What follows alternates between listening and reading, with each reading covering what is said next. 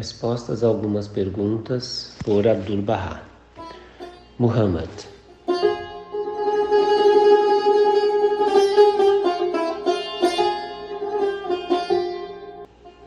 Agora, quanto a Muhammad, as pessoas da Europa e da América têm ouvido certas histórias a respeito do profeta, tidas por autênticas, embora seus narradores, muitos deles pertencentes ao clero cristão, fossem ou ignorantes ou mal intencionados. Da mesma forma, alguns muçulmanos ignorantes retransmitiram histórias infundadas acerca de Muhammad, que em suas mentes exaltavam sua glória. Assim, alguns muçulmanos incultos fizeram de sua poligamia objeto dos mais elevados louvores e a consideraram um sinal de seus maravilhosos poderes, visto que estas almas ignorantes consideraram a multiplicidade de esposas como sendo uma coisa miraculosa. Os relatos de historiadores europeus, em sua maior parte, confiam no testemunho dessas pessoas ignorantes. Por exemplo, um tolo indivíduo disse certa vez a um padre cristão que a prova da verdadeira grandeza reside em ultrapassar a bravura e a carnificina, e que num só dia, no campo de batalha, um dos adeptos de Muhammad havia degolado 100 homens. Disso, o clérigo inferiu que a prova da religião de Muhammad consistia em assassinato, o que é pura imaginação. As expedições militares de Muhammad, pelo contrário, foram sempre de natureza defensiva. A clara prova disso é essa. Ele e os discípulos suportaram em Meca, durante 13 anos, as mais violentas perseguições e foram alvos constantes das setas do ódio. Alguns de seus companheiros foram mortos, sendo confiscados os seus bens. Outros abandonaram sua terra natal e fugiram para países estrangeiros. O próprio Muhammad foi submetido às mais severas perseguições e foi obrigado, quando seus inimigos resolveram matá-lo, a deixar Meca no meio da noite e emigrar para Medina.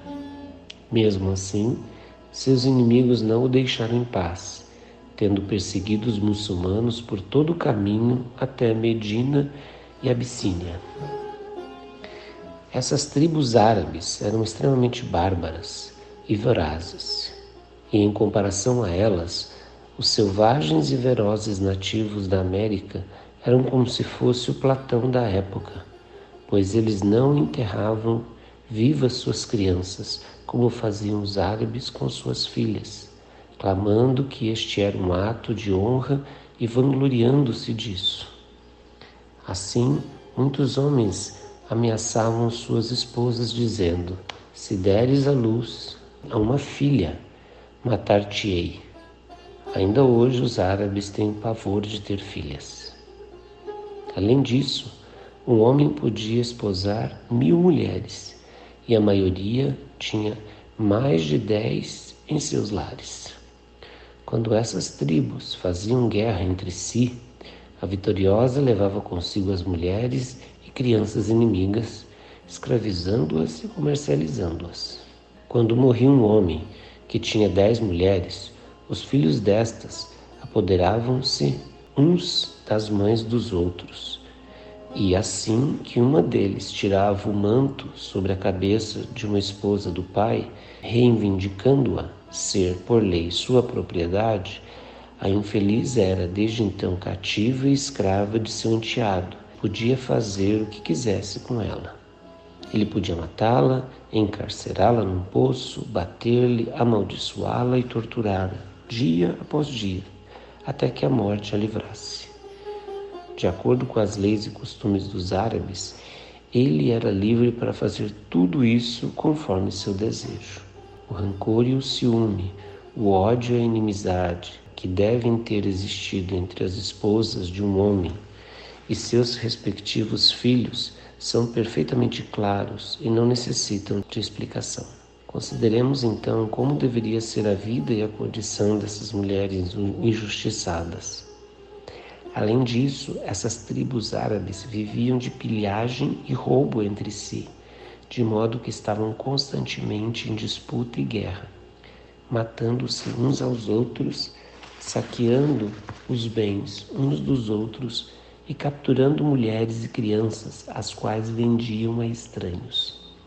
Quantas vezes não aconteciam aos filhos e filhas de um príncipe passarem os dias em luxúria e ócio e encontrarem-se ao cair da noite reduzidos à completa degradação, miséria e sujeira.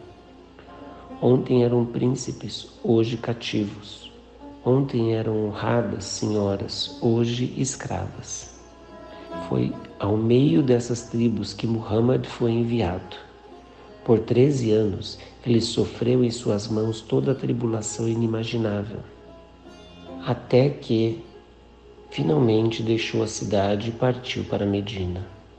E ainda assim, longe de desistir, essas pessoas uniram força, ergueram um exército e atacaram com o objetivo de exterminarem cada homem, mulher e criança entre seus seguidores. Foi sob tais circunstâncias e contra tal povo que Muhammad foi forçado a recorrer às armas. Esta é a clara verdade. Não somos movidos pelo fanatismo, nem buscamos defender cegamente, mas ponderamos e relatamos questões com imparcialidade. Deveis, da mesma forma, considerar com imparcialidade o seguinte: fosse o próprio Cristo colocado em circunstâncias similares, no meio de tribos tão bárbaras e sem lei, e ele e seus discípulos houvessem suportado pacientemente todo tipo de crueldade em suas mãos durante 13 anos, se eles fossem forçados com tal opressão a fugirem de sua terra natal, acabando no deserto, e se essas tribos selvagens ainda continuassem a persegui-los com o objetivo de matar os homens, saquear suas propriedades e fazer cativas suas mulheres e crianças, qual teria sido a atitude de Cristo? Se tal opressão se houvesse limitado à sua pessoa, ele as teria perdoado, e tal ato de perdão teria sido altamente aceitável e louvável. Mas se ele tivesse visto aqueles assassinos cruéis, sedentos de sangue, querendo matar, saquear e danificar almas indefesas, capturar mulheres e crianças, certamente ele teria protegido os oprimidos e impedido a mão dos opressores. Que objeção, pois, pode-se fazer aos atos de Muhammad? Deveria ele ter se colocado à mercê dessas tribos sem lei, com seus seguidores, mulheres e crianças? Além disso, o maior benefício a prestar àquelas tribos era livrá-las de sua sede de sangue. Era pura generosidade o ato de refreá-las e reprimi-las. É como um homem que segura na mão um copo de veneno e está pronto para bebê-lo. Um amigo amoroso certamente quebraria o copo e o impediria de beber. Tivesse Cristo se achado em circunstâncias similares, teria, certamente, com um poder triunfante, livrado aqueles homens, mulheres e crianças das garras daqueles lobos vorazes. Jamais Muhammad lutou contra os cristãos. Pelo contrário, tratou-os bondosamente e concedeu-lhes inteira liberdade. Em Najran, vivia uma comunidade cristã sob seus cuidados e proteção. Muhammad disse: se alguém infligir seus direitos, eu mesmo serei dele inimigo, e na presença de Deus acusá-lo-ei.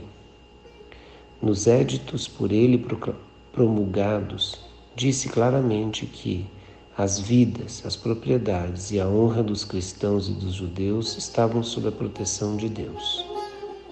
Que o marido muçulmano não deveria impedir que sua esposa cristã frequentasse a igreja, nem obrigar a usar o véu.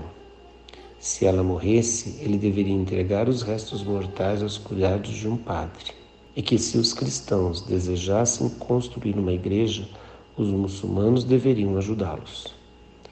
Além disso, em tempos de guerra entre o Islã e seus inimigos, os cristãos deveriam ser isentos do combate, a não ser que desejassem tomar parte e auxiliar os muçulmanos por espontânea vontade, dada a proteção de que desfrutavam. Em comparação, por essa imunidade, deveriam pagar anualmente uma pequena quantia. Em resumo, há 7 éditos pormenorizados que tratam desses assuntos, dos quais ainda existem algumas cópias em Jerusalém. Isso é um fato estabelecido e não meramente minha afirmação. O decreto do segundo califa ainda está sob a custódia do patriarca ortodoxo de Jerusalém, e disso não há dúvida. Após certo tempo, no entanto, em consequência das transgressões cometidas por ambos, rancor e inveja surgiram entre muçulmanos e cristãos. Além desta verdade, todas as narrações que podem ser feitas por muçulmanos, cristãos ou outros não passam de simples invenção e se originaram no fanatismo, na ignorância ou na hostilidade intensa. Dizem os muçulmanos, por exemplo, que Muhammad rachou a lua, fazendo-a cair sobre a montanha de Meca. Pensam eles ser a lua um corpo pequeno que Muhammad dividiu em 2 partes, jogando uma sobre essa montanha e a outra sobre outra. Tais histórias são obra de puro fanatismo. Também as tradições citadas pelo clero cristão e as acusações que dirigem são sempre exageradas e frequentemente sem base. Em resumo, Muhammad apareceu no deserto de Hijaz, na Península Arábica, numa região sem árvores, um deserto estéril, região arenosa, desolada ao extremo, em algumas partes, como Meca e Medina, extremamente quente. Seus habitantes eram nômades, com os costumes e modos dos habitantes do deserto, inteiramente destituídos de conhecimento e erudição. O próprio Muhammad era analfabeto. Ao Corão foi escrito originalmente sobre omoplatas de carneiro ou sobre folhas de palmeira. Concluí disso, então, as condições prevalecentes entre o povo ao qual Muhammad fora enviado. Sua primeira repreensão a eles foi: por que rejeitaram a Torá e o Evangelho? E por que se recusaram a acreditar em Cristo e Moisés? Lhes foi uma asserção severa, ao que responderam: o que então será dito de nossos pais e antepassados que não acreditavam na Torá nem no Evangelho? Replicou ele: eles estavam errados e incumbe-vos rejeitar os que não acreditaram na Torá e no Evangelho, ainda que sejam vossos próprios antepassados.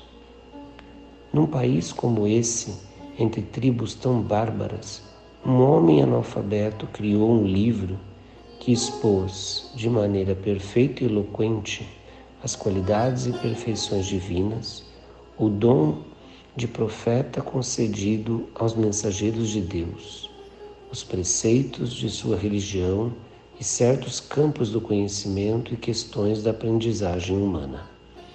Por exemplo, como deveis saber, antes das observações do renomado astrônomo dos últimos tempos, isto é, desde os primeiros séculos até o século XV da era cristã, todos os matemáticos do mundo eram unânimes em sustentar que a Terra era o centro do universo e que o Sol se movia. Este astrônomo moderno deu origem à nova teoria que postulava o movimento da Terra e fixidez do Sol.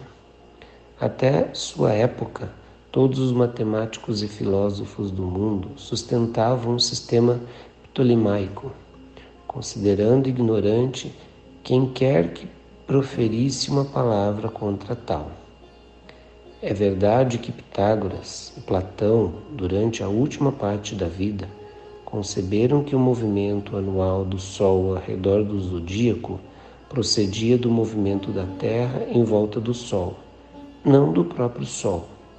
Mas essa teoria havia sido inteiramente esquecida e a teoria ptolemaica universalmente aceita por todos os matemáticos. Há, no entanto, alguns versículos revelados no Alcorão contrários à teoria do sistema ptolemaico. Um deles: e o Sol, que segue o seu curso até um local determinado, o que alude à fixidez do Sol e seu movimento ao redor de um eixo. Da mesma forma, em outros versículos, cada qual gira em sua órbita. É explicado o movimento do Sol, da Lua, da Terra e dos outros astros.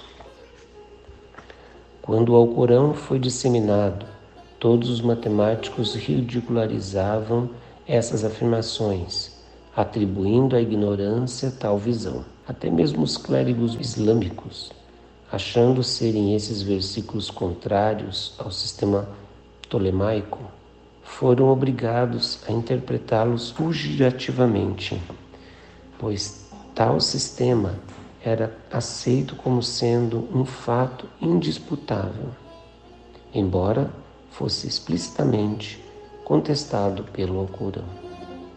Foi somente depois do século XV da era cristã, quando 900 anos após Muhammad, que um famoso matemático, Galileu, fez novas observações, que o telescópio foi inventado, que descobertas importantes foram feitas, que a rotação da Terra e a fixidez do Sol foram provadas e também que seu movimento em volta de um eixo foi descoberto.